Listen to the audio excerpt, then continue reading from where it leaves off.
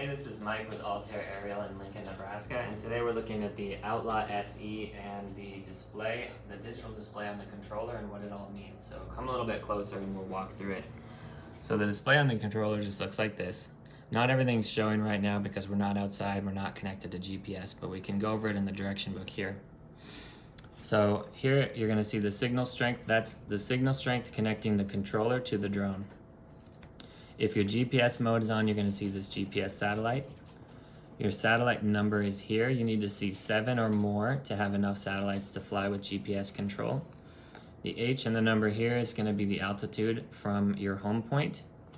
The D is going to be the distance against your home point, and that'll only work when you have GPS connected as well.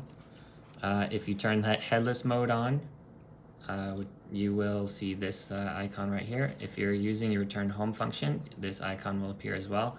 When you're connected to the app taking video, you have video and photo icons right here. Your remote control throttle mode, which is to say if you want to fly left-handed or right-handed. Mode 2 is going to be the default, and that's right-handed.